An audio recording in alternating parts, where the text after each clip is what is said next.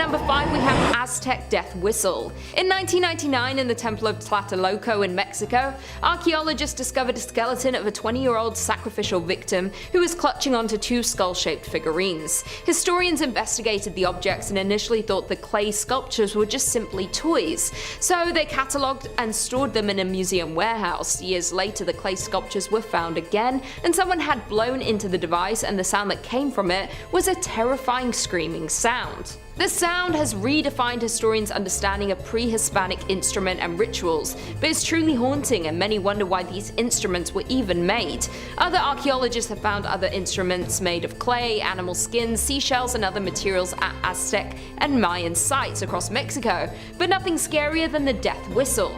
There is still a huge debate between many about what exactly this instrument was used for. Some theories from scholars believe the skull-shaped clay instruments found were used to recreate the screech of the howling wind due to them being found in a temple dedicated to the wind god Eacatl. The instrument was named the Whistle of Death because other theorists believe they were used to help guide sacrificial victims on their journey to the afterlife, and another theory believes that they were used to scare enemies during battles with its horrific sound. Researchers have examined these instruments and played them together at the same time, and it's believed to evoke a storm because the combined whistles create an intense frequency that echoes throughout, giving the sound a greater range. Hopefully you aren't in the area when this happens, because the sound is truly from a horror movie. Some experts even believe that the Aztecs used these sound vibrations from the instruments to treat illnesses due to some of the whistles producing such a low sound that the human ear can't even recognize. These sounds are believed to have a dramatic impact on heart rates and states of consciousness. Many indigenous groups use the instruments in their festivals and special events, but it's a truly terrifying sound. You can even go on Etsy and get a replica of these death whistles, but the sounds that come from this instrument is spine-chilling. In at number 4 we have Operation Wandering Soul, Ghost Tape number 10. During the Vietnam War was a propaganda campaign and psychological warfare exercise by the US forces. The Vietnamese believed that the dead must be buried in their homeland, otherwise their souls will wander aimlessly in pain and suffering, and if the person isn't properly buried then their souls will constantly wander, thus becoming a wandering soul. The US military used this against the Vietnamese by creating eerie, haunting sounds and voices that impersonated the dead. It was an attempt to increase distraction and deception from Viet Cong forces and weaken their morale. The US engineers spent weeks recording eerie sounds and altered voices which tried to impersonate the slain Viet Cong soldiers. They even brought in South Vietnamese soldiers to record the audio sayings over the tape to make it more authentic. The tape was named Ghost Tape number 10 and was broadcast on loudspeakers during the nighttime in areas of Viet Cong activity like in tunnels, and helicopters were also deployed to broadcast the bone-chilling ghostly recordings, and even boats were driving up and down the river playing the ghost tapes. These ghost tapes were sounds relating to many different types of ghosts in the folklore and culture in Vietnam. All the different ghosts had different names and meanings, like Ma Cho, which dealt with the ghost of dogs, and the tightening knot ghost was used in these tapes during the war to convince the Vietnamese troops to take their own lives after whispering the words Coco, which translates to neck in Vietnamese. The US even used some North Viet Cong soldiers to talk into the loudspeakers to convince the others to give in and join them. These tapes were extremely loud, broadcasting all over, and were very hard to ignore. The sense of torture and emotion instilled in the ghost voices created are truly frightening, horrifying and blood-curdling, and you should never listen to them, especially knowing the sinister story behind them. In at 3 we have the wow signal. The wow signal was discovered on August 15, 1977 by the Ohio State University's Big Ear radio telescope and created a debate of if this is the proof of extraterrestrial intelligence.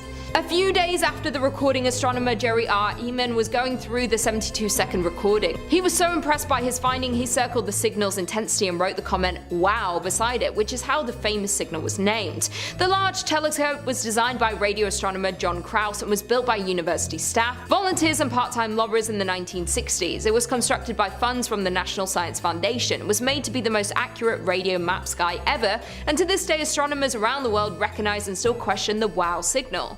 Many different hypotheses and theories have come out trying to explain the origin of this recording, including natural human-made sources or even from a comet, but none have confirmed an explanation of this haunting signal. After the discovery of this mysterious recording, NASA agreed to fund a largely volunteer-staffed effort to search the sky for radio signals from technologically advanced aliens. Because it was such a long recording, that's how it was able to be observed by Big Ear, but hasn't been detected since and remains the strongest candidate for an alien radio transmission ever detected. The wow signal signal is so eerie because no one has been able to confirm where or who this creepy recording came from. Even in pop culture, it's been featured in music videos, documentaries, and even songs. In at 2, we have the Forest Grove sound. Forest Grove is a small city located in Oregon. The city gained a lot of attention in February of 2016 when one resident recorded a very unusual noise. It happened in the middle of the night. The high-pitched noise was heard by the entire area. Dave Niemeyer managed to record a video where the noise could be heard and shared this to Facebook. It quickly started to gain attention and everyone wanted to know what created the weird sound. Each news outlet reported on the sound, describing it in various ways. The Washington Post described it being like a giant flute played off pitch, car brakes, or a stream whistle. NBC said it was akin to a bad one-note violin solo broadcast over a microphone with non-stop feedback. The sound lasted for several minutes before ending as mysteriously as it started. The Department of Forestry and Fire Department began to investigate the noise. The residents feared it could be dangerous as no one would be able to determine the cause or location of the sound. The Department of Forestry determined the noise was not a result of their equipment, as many had suspected. Approximately 200 calls were made to the police department during this time from worried residents, trying to determine what the noise could have been. These guesses range from aliens to Bigfoot and even frogs. No one could understand what had happened and the fear was growing. The police and fire department put out a statement that the noise was not a safety hazard and the people were not to worry. The police closed their case after no information could be found about the noise. Andrew Dawes, a professor of physics, even visited the town to map out locations where the noise was heard. He hoped that this would help him pinpoint where it came from. His tests were inconclusive, so what was the noise? Where did it come from? The residents of Forest Grove may never know. Some believe the noise is cursed and you should avoid listening to it at all costs. And finally, in at number 1, we have the Lincolnshire Poacher. The Lincolnshire Poacher first appeared from the mid-1960s. It was a powerful British shortwave number station that is believed to have been transmitted from Cyprus. No one knows who broadcasted the signal or from where. It gained its name due to using the English folk song The Lincolnshire Poacher as an interval signal. Some believe the station was broadcasting cursed recordings to those unlucky enough to stumble onto it. Some believe it was operated by the British Secret Intelligence Service. When the interval signal was not playing, you could hear a pre-recording of an English accented woman reading 5 numbers. The final number was read at a higher pitch. Some believe this was created to send secret messages to undercover agents in different countries. They would simply need to listen and decode the messages. This was not the only station known to do this. During the Cold War, there were a number of stations built and broadcasting for the same reason. The difference with the Lincolnshire Poacher is that it did not stop when the war did. Most of them went radio silent as soon as the war ended, confirming they were indeed sending secret messages. But this one continued to broadcast for 2 decades longer than any other. Some believe that while the numbers were sending messages to agents, it was the English folk song that was itself cursed. Some believe that they unintentionally broadcast this cursed audio all over the world. The government and MI6 have never confirmed or admitted that they ran the signal, and no information has been unearthed about it.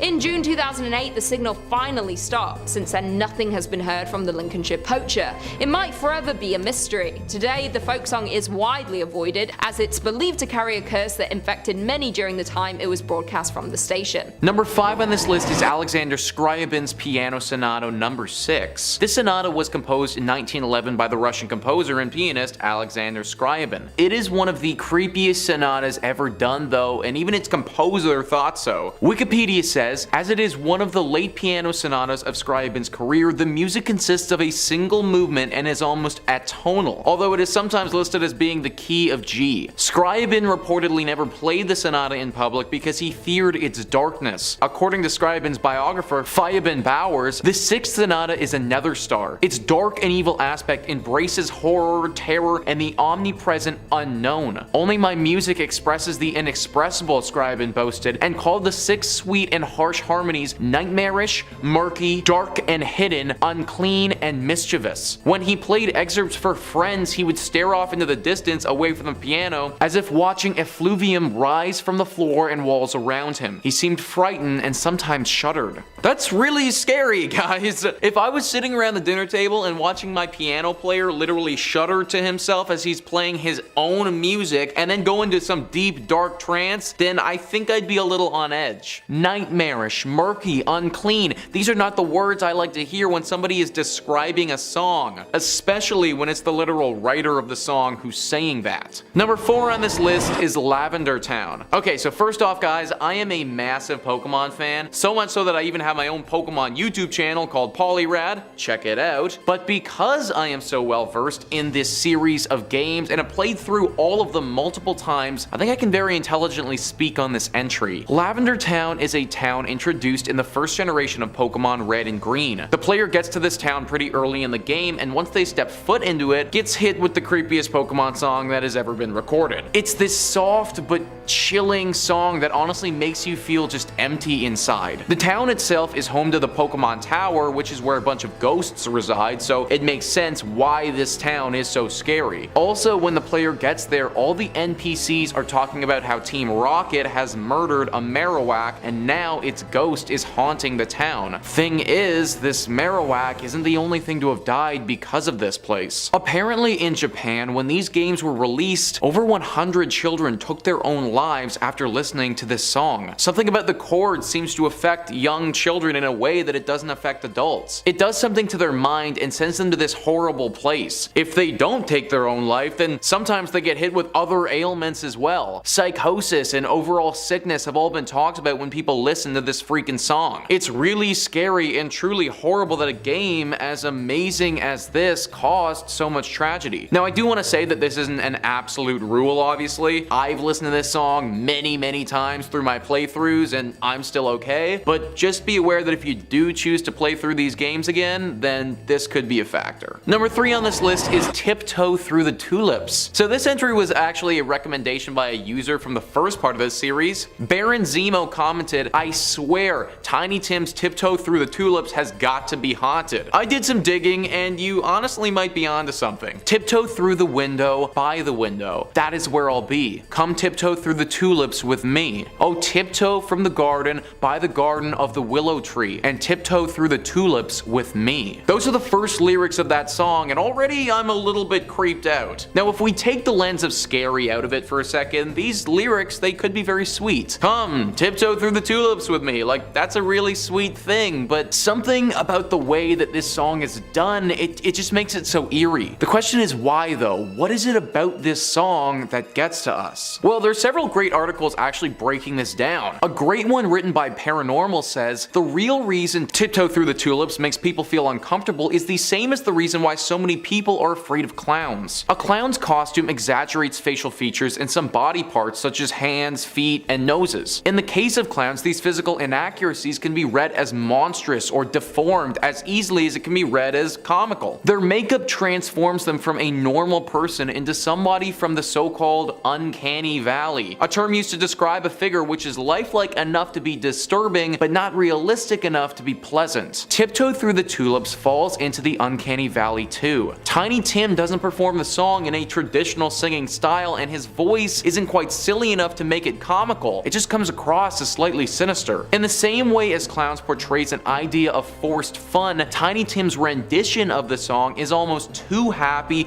too forced, making it all the more creepy. So it's very possible that this song isn't inherently cursed, but just that the specific way that it's performed hits us all at our core. Granted, I do think that an argument for a potential curse can be made. Anything with the ability to make literally everyone in the room stop and feel a sense of fear is pretty powerful. This song has also been said to get people deep in their heads, almost to a place of depression if listened to on repeat. So proceed with caution if you do intend to listen to it. Number 2 on this list is the Ghost Variations. Robert Schumann was a German composer who lived in the 1800s. Schumann composed a lot of music in his years of being an active composer. Some of it is quite beautiful, but some of it is just flat out creepy. Interlude says, throughout his life, Schumann had been plagued with what we would now call manic depression or bipolar disorder. Aware of these contrasting sides to his personality, he gave them names. Florestan was the energetic and passionate artist who could write a symphony in just 4 days. Eusebius was the depressive introvert. By 1854, the year Gestaviration was composed, Schumann teetered perilously on the brink between madness and lucidity, and he was well aware of his unstable mental condition. He had on several previous occasions begged Clara to have him incarcerated. On February 17th, he rose in the middle of the night and wrote down a choral-like spirit theme which he believed was dictated to him by the ghost of Mendelssohn or Schubert. But by the morning, the voices of angels in his head had turned into the hideous voices of tigers and hyenas. This teetering between madness and lucidity is heard the most in his final compositions, which many people have nicknamed the Ghost Variations. This is what he wrote in the middle of the night in his manic state. Listening to this, from what I have heard, gives the listener the feeling that they too are going mad, that their mind is leaving them and their sanity is draining away. Music, especially classical music, is an excellent medium to portray such a feeling, and considering Robert was literally going through it when he composed this music, he kinda nailed it in that regard. All of that being said though, for your mental health, I don't recommend giving this one a listen. Number 5 on this list is Crossroad Blues. So this song is interesting because apparently it isn't super dangerous to those that listen, but if you ever decide to play it, then you could be in some serious trouble. The song was written by Robert Johnson, an artist in the early 1900s who was extremely talented at the blues. Robert died when he was 27 years old, which is actually a bit of its own urban legend due to the whole 27 club, but we'll save that for another video. He died when he was 27, but 2 years prior in 1936 wrote Crossroad Blues. Now, people have speculated that this song is called Crossroad Blues due to the legend surrounding Robert Johnson. It's believed that at a crossroads a few years prior, Johnson struck a deal with the devil that would make him the most talented blues musician in the world. This is part of the reason why he died so early at 27, but also people think that a bit of this devilish energy has clung onto this song over the years. Anyone who's covered the song has encountered tragedy. The band Lynyrd Skynyrd covered the song and were involved in a tragic airplane crash that killed 3 band members and the tour manager. Skynyrd guitarist Alan Collins suffered a car crash in 1986 that killed his girlfriend, and Collins later died in 1990. As for the Allman Brothers, who performed the tune throughout their career, Duane Allman died in a motorcycle accident in 1971. A little over a year later, near the same spot, band member Barry Oakley also perished in another bike accident. If you're a musician and you play this song, something horrible is going to happen in your life. I know it's a good tune, but for obvious reasons, it should probably be avoided. Number 4 on this list is Incha G. Utho. Savage Content says, Pakistani poet Ibn Incha wrote the poem in the early 1970s. He didn't know at the time that it would become his most famous poem. It tells the sad tale of a man lost in a cold, pointless existence. Although it had a really dark tone, the singer, Aminat Ali Khan, fell in love with the piece and he wanted to turn it into a song. With Incha's permission, he did just that, performing it on television in January 1974. The song immediately became his biggest hit. Within days, Khan was becoming more famous than he'd ever been. He was on top of the world. But then he had a sudden, untimely death a few months after the song was performed. To make the situation even more grim, 4 years to the day after the original telecast, Incha himself passed away at 50 after a difficult battle with cancer. Yet the curse doesn't end there. Years later, Khan's son, Asad Aminat Ali, followed in his father's footsteps and became a successful singer. At one of his concerts in 2006, Khan's son decided to end the show with his rendition of Incha Ji Utho. He didn't know when he played those first few notes that it was the last song he'd ever perform. Just a few months later, he passed away as suddenly as his father. It seems by this point that the family has caught on to the sinister bad luck behind the song, because Khan's other singing son, Shafkat Aminat Ali, has since sworn never to perform the malicious melody. Very strange how a poem once put to music can have such strong and deadly properties as this one. That last example is honestly very lucky if you think about it. Obviously horrible and tragic for the son who performed it, but lucky in the sense that those at the concert weren't affected by this curse as well. If you're really interested in this song, then I'd honestly just read the poem first. Putting it to music is clearly where the true danger lies. Number 3 on this list is My Way. This is a weird one because for most people, we can listen to My Way with no problems at all, but for those in the Philippines, it's wildly different. Believe it or not, but the song My Way, the absolute classic by Frank Sinatra, was banned in karaoke bars in the Philippines just a bit over a decade ago. For some reason, whenever people would sing this song in a karaoke bar in the Philippines, massive bar fights would break out and people would even die. In fact, from my reading, I was able to find what looks to be close to 10 separate incidents at different karaoke bars around the country that were all linked to the song My Way by Frank Sinatra. Now, in all honesty, this has to be a coincidence, right? Like, why on earth would this one song only affect people living in the Philippines and only apply to karaoke bars? Well, I don't know, but is chalking it up to a coincidence too easy? Like, actually think about how unique and specific this is. Whenever someone sings this song in the Philippines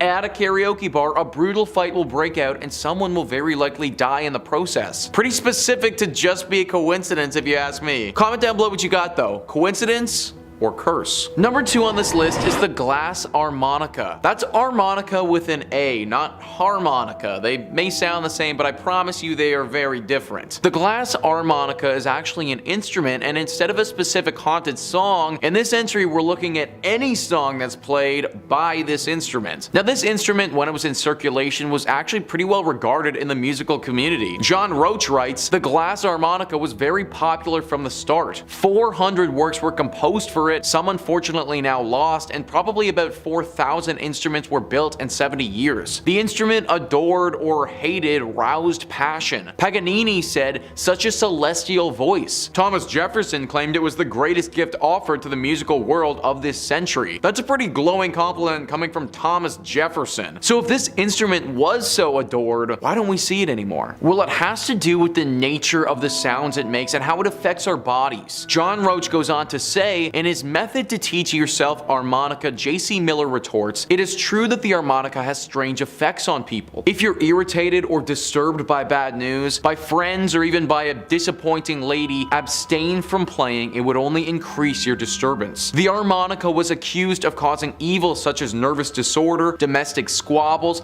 premature deliveries, fatal disorders, and animal convulsions. The instrument was even banned from a German town by police decision for ruining the health of people and disturbing public order because a child died during a concert. Something about the sounds it makes messes with people's heads and sends us swirling into a deep depression. It was also said that some people used it to hypnotize others and get them to do things that they would never normally do if they weren't under this thing's spell. I personally haven't heard the sounds that this instrument makes, and I don't think I ever will after reading this. But if you ever do, then just pray that you keep your wits about you while you listen. And finally, number 1 on this list is Gloomy Sunday. This song has to take our number 1 spot based on just how cursed this bloody thing is. Close to 100 deaths have been linked to this song over the years since its release. It was written in 1933 by Rezo Seres. Apparently his music, along with the lyrics written by a Hungarian poet put together, cause a horrible effect on those who listen to this. Good songs evoke feelings. They bring us joy, or they make us feel things that we've bottled up. We like to feel, we crave it, and respect good art for giving that to us. There is, however, a line. Feeling too much can be overwhelming, and in the case of Gloomy Sunday, can even be fatal. Ranker writes, the following months after the song's release, there were 18 deaths attributed to or relating to the song in Hungary. While there is no explicit documentation tying all of these deaths to the song, there are some chilling anecdotes. A 1936 article in Time described several references to deaths relating to Gloomy Sunday. One man mentioned was a Hungarian shoemaker, Joseph Keller, who killed himself and left a note with lyrics to Gloomy Sunday. A group of people drowned themselves in the Danube River and were said to have been holding sheet music to the song. These deaths just kept piling and piling up, and it was all the same story. They would take their own life. Something about this song just elicits some feelings that are clearly too powerful for us to handle. Either that, or it causes some curse or possession to occur. Even the man who wrote it and the person it was written about took their own life. This song is just way too dangerous, and I just avoid listening to it altogether if I was you.